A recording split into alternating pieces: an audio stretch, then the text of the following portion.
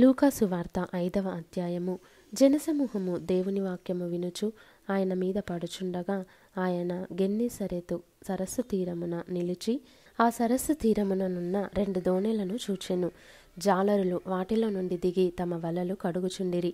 ఆయన ఆ దోణెలలో సీమోనుదైన ఒక దోణె ఎక్కి దరి నుండి కొంచెము త్రోయుమని అతని నడిగి కూర్చుండి దోణెలో నుండి జనసమూహములకు బోధించుచుండెను. ఆయన బోధించుట చాలించిన తర్వాత, నీవు దోణెను లోతునకు నడిపించి చేపలు పట్టుటకు మీ వలలు వేయుడని సీమోనుతో చెప్పగా, సీమోను, ఏలినవాడా, రాత్రి అంతయు మేము ప్రయాసపడితిమి గాని మాకేమీయూ దొరకలేదు. అయినను నీ మాట చొప్పున వలలు వేతునని ఆయనతో చెప్పెను.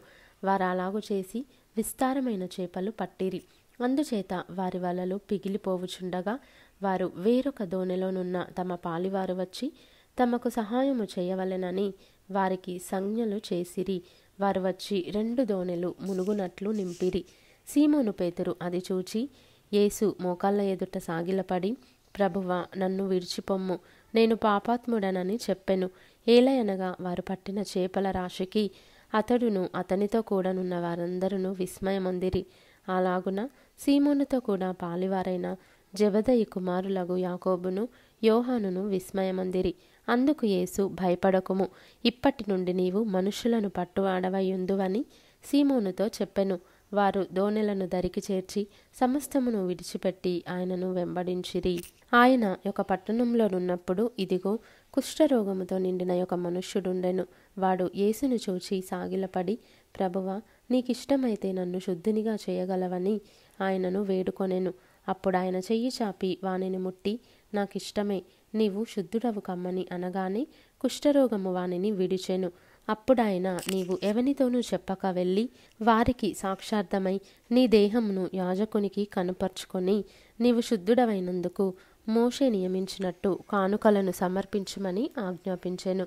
అయితే ఆయనను గూర్చిన సమాచారము మరి ఎక్కువగా వ్యాపించెను. బహుజనసమూహములు ఆయన మాట వినుటకును తమ రోగములను కుదుర్చుకొనుటకును కూడి వచ్చుచుండెను. ఆయన ప్రార్థన చేయుటకు అరణ్యములోనికి వెళ్ళుచుండెను. ఒకనాడు ఆయన బోధించుచుండగా గలిలయ యూదయ దేశముల ప్రతి గ్రామము నుండియు యెరూషలేము నుండియు వచ్చిన పరిసయ్యులను ధర్మశాస్త్రోపదేశకులను కూర్చుండియుండగా ఆయన స్వస్థపరచునట్లు ప్రభువు శక్తి ఆయనకుండెను.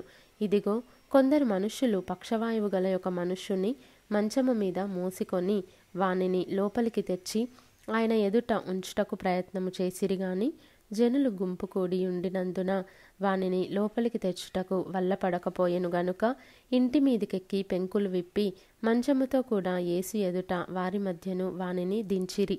ఆయన వారి విశ్వాసము చూచి, మనుష్యుడా, నీ పాపములు క్షమింపబడి ఉన్నవని వానితో చెప్పగా, శాస్త్రులను పరిసయ్యులను దేవదూషణ చేయుచున్న ఇతడెవడు, దేవుడొక్కడే తప్ప మరి ఎవడు పాపములు క్షమింపగలడని ఆలోచించుకొనసాగిరి. యేసు వారి ఆలోచనలెరిగి, మీరు మీ హృదయములలో ఏమి ఆలోచించుచున్నారు? నీ పాపములు క్షమింపబడి ఉన్నవని చెప్పుట సులభమా? నీవు లేచి నడువుమని చెప్పుట సులభమా?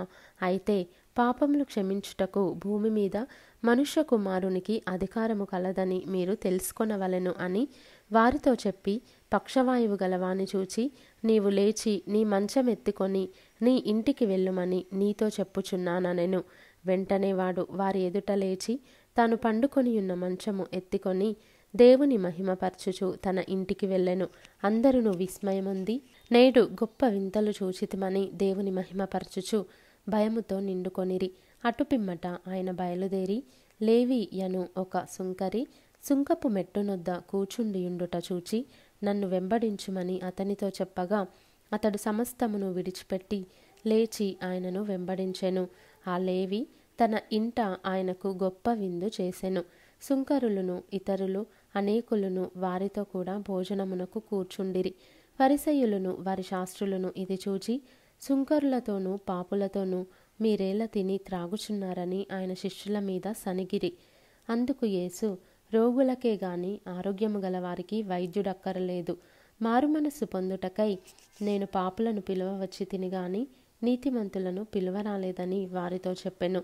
వారాయనను చూచి, యోహాను శిష్యులు తరచుగా ఉపవాస ప్రార్థనలు చేయుదురు, అలాగే పరిసయ్యుల శిష్యులను చేయుదురు గాని నీ శిష్యులు తిని త్రాగుచున్నారే అని చెప్పిరి. అందుకు యేసు, పెండ్లి కుమారుడు తమతో ఉన్నంత కాలము పెండ్లి ఇంటి వారి చేత మీరు ఉపవాసము చేయింపగలరా? పెండ్లి కుమారుడు వారి యొద్ద నుండి కొనుపోబడు దినములు వచ్చును. ఆ దినములలో వారు ఉపవాసము చేతురని వారితో చెప్పెను. ఆయన వారితో ఒక ఉపమానము చెప్పెను. ఎట్లనగా, ఎవడును పాతబట్టకు క్రొత్త గుడ్డ మాసిక వేయడు. వేసిన ఎడల క్రొత్తది దానిని చింపివేయును. అదియునుగాక క్రొత్త దానిలో నుండి తీసిన ముక్క పాతదానితో కలియదు. ఎవడును పాత తిత్తులలో క్రొత్త ద్రాక్షారసము పోయడు. పోసిన ఎడల క్రొత్త ద్రాక్షారసము తిత్తులను పిగుల్చును, రసము కారిపోవును, తిత్తులను పాడగును. అయితే క్రొత్త ద్రాక్షారసము కొత్త తిత్తులలో పోయవలెను. పాత ద్రాక్షారసము త్రాగి వెంటనే క్రొత్త దానిని కోరువాడెవడునూ లేడు. పాతదే మంచిదనునని చెప్పెను.